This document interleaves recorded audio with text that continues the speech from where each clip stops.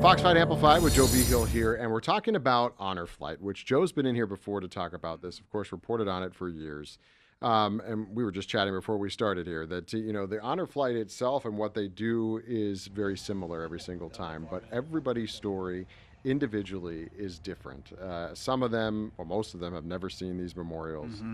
Some of them put that chapter behind them Right. and don't think about it too much. And either A, it's tough to bring up because they have a lot of memories, not all good, or I always love it when they're surprised by how many people are thankful for them or show up for them at the airport or whatever. Right. Well, let me just back up. So, Honor Flight nonprofit, and they rely on donations to send veterans basically to see their war memorials in the D.C. area, and you see different things.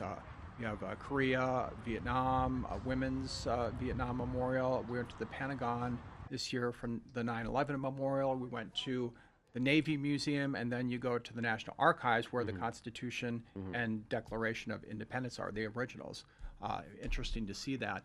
But yeah, you never know what's going to happen. As you mentioned, their memorials are there; they're the same. They're not changing necessarily. But you just hear so many different things from so many different people. And you're right; it is hard for some of these men and women to kind of relive things, because some of them, don't always like to have to talk about this, but some have told me that, going to the memorials is a chance to maybe say goodbye to somebody they lost there, maybe try to shed some old ghosts that, have been hanging around for a while. And I'll just give you one example. So at the end of this trip, after we saw most of the memorials, the end of the day is the National Archives and the Navy Museum. We went to the Navy Museum. That's where we elected to go this time. And I was talking to a gentleman there in the Navy. And, I just kind of expected he'd be reminiscing about some of the things that were in this museum. But then he started talking about how he has PTSD and is in therapy, and it was really traumatic. Some of the things that he went through. He said that they were going after a supply ship, and when they hit it, as it was sinking, he saw maybe a woman and a child on that ship going down with the ship. And I was really shocked to hear him say that. I just didn't expect him to say that at that time. And I kind of sat there and I just told him I didn't expect him to be saying something like that. And then I said, well, what can people do who just are hearing this? What should they do? He's like, get help. There's a lot of help around town for veterans, but it was just kind of threw me off guard. Be honest with you, I don't know why I was not expecting to hear that, because you do hear stories like that. But I think it also is telling about how war can be very difficult decades after combat. And so that's again just an example of how tough it really can be for people. And this guy's still obviously feeling very strong feelings and emotions about what had to happen back I think then. the letter's PTSD. I mean, when most of these guys guys and gals came back from war, and we didn't talk about PTSD. Nobody Either we did. didn't know what it was, Yeah. or we called it something else, but we didn't really talk about it. And we've really learned, especially since the Persian Gulf Wars and then the Iraq War in 2000, Operation Iraqi Freedom in 2003, that these people do come back from the battlefield with severe PTSD. Yeah, and a lot of these men and women have probably been dealing with it for years and years, especially way back then, Vietnam, Korea, Different generations even too, World War II. that may not want to speak about it. Yeah, They're not everybody's wired the same, exactly. and they don't want to. The people that go on these trips, are all of them, have any of them seen some of the memorials before? I mean, on their own, or these are all people that have never seen them before? Some have seen them, some have been there, but They go as a group. they'll go. They went individually, maybe with a family back, but most of them haven't seen that, from what I've experienced. But what's different when you go with a group is now you're with people who've kind of been there. People who have had somewhat similar experiences like you. So this camaraderie is really a big deal, because you can get these men and women talking about their experiences together and kind of able to communicate and get things out maybe that might be hard, or somebody who definitely understands, kind of where they've been. I was sorry, but when you've been there in the beginning, you get with folks. I'm assuming when they roll up to these memorials, there's always a sense of reverence when you go, even with your family or friends. Yeah. But I'm sure with them, it's very quiet and they take the time in. And I wonder if you see people at the beginning that are quiet, they're just kind of there because they're supposed to be there. And then they get maybe to that dinner, in the second night or whatever, and they're all talking together about their stories, and it helps them It open goes up. both ways. I've seen people calm and get excited, and people excited who end up calm. But again, I think it's just people talking to people.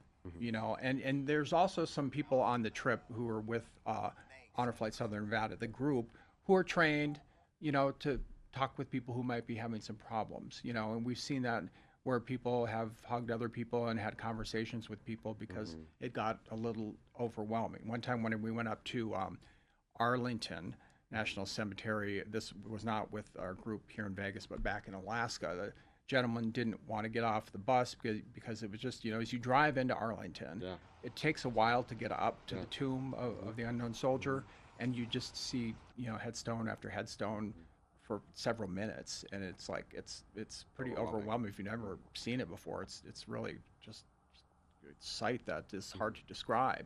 But he didn't want to go. He stayed there on the bus, and that was his day for that at that memorial anyway. So yeah. What I know this, we talked briefly about this last time, that there were no more World War II veterans, at least that answered the call. Not this time. Yeah, not this time. It was mostly Vietnam, and then a few Korean War veterans. But they still have the call out there. I mean, if you know anyone who's World War II and they're in good health, they can go. And in fact, they'll jump right in front of the line because they try to get those people first.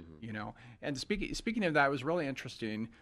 This trip, again, we mentioned how the stories are different. The memorial's the same. This is one thing we hadn't seen before. So a gentleman had Larry, we call him, that's his name, but Larry died before the trip. He was supposed to go on the trip, and that's why they try to get these men and women on these trips as soon as they can, the older people, because they want them to experience this before they pass on.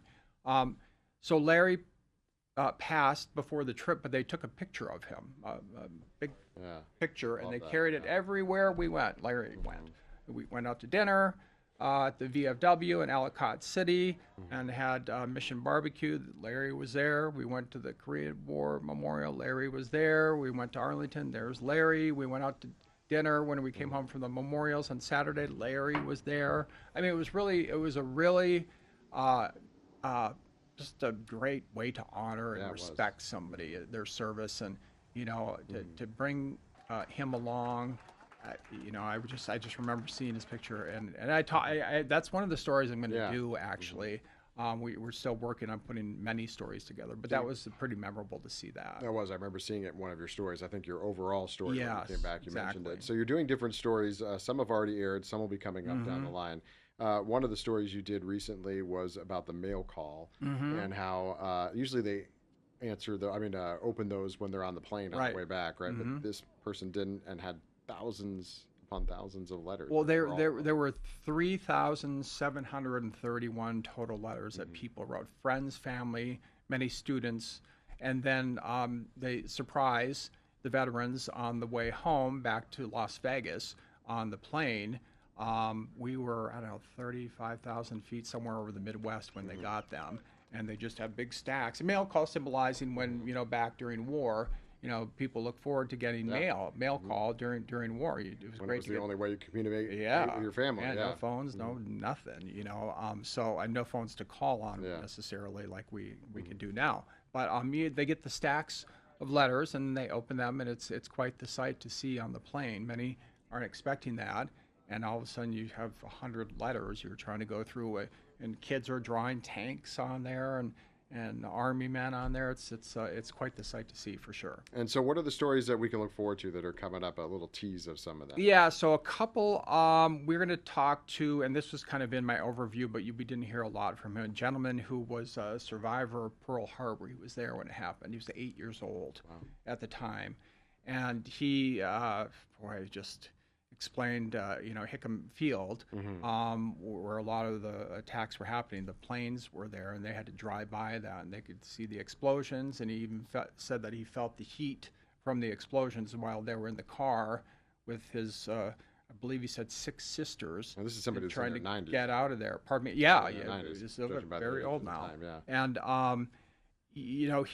I don't want to give all of it away, but I do want to say there's an interesting part of the story that involves jingle bells. And when he told me this story that first day, I think for 3 or 4 days, I had to keep thinking about it. And I'm just like, wow, I couldn't believe the meaning jingle bells took on there. So that's one story. There was another story. A gentleman was carrying Tootsie Rolls around. And he gave me a couple, and he explained the Tootsie Rolls. And Tootsie Rolls, without giving too much away, but when you order Tootsie Rolls back in Korea, that meant we needed more bombs and so forth. But and he was kind of passing the Tootsie Rolls and kind of making jokes and so forth. But then when I interviewed him, he got really emotional, and I could kind of understand why, and I'll kind of explain that. It was a complete, 180 of his emotions talking about the Tootsie Rolls, and then when he started talking about them a second time when he was on camera. All these people that go or that were in this, they're all heroes. But I mean, you have run the gamut, right? From just your general enlisted folks all the way up, right? Everything. Trips. And one thing the Honor Flight wants to make a point of, and I always like to say it to it, people say, "Oh, I'm not worthy. I wasn't in the jungles of fighting firefights, in Vietnam." People were drafted. They had to go. Some people signed up and volunteered to go, but either way, they went. They did what they were told, and they came back, or some didn't come back. I mean, so it doesn't matter what you did, the fact that you did. That's what Honor Flight will tell you. Everybody's role is meaningful, and they don't ever want anyone to think that they didn't do enough to go or be recognized, or to see the handshaking and the cheers at the airports and so forth. It's really important that Honor Flight makes that point to people. And they do, because I know you've included this in stories before where they feel like, I don't deserve this. I don't deserve any of this, especially all the pomp and circumstance that comes along with it. But really they do, and this is the way. I mean, I don't know how long it's been around, but Honor Flight, since it started, I don't know, was a decade or maybe 2 decades ago, has just been such a great, and like you said, it's in Alaska, it's been everywhere I've worked before. It's such a great organization to help these people know what they mean to the country and their fellow Americans that did not go, that did not, sacrifice anything. Yeah, well, the numbers, I have to double check them, but when they told me at one point during a dinner out there that I think they've sent around 350,000 veterans to D.C. since this has been happening, and I think the number here in Southern Nevada is maybe 750 people. Get them out there, let them look at those memorials.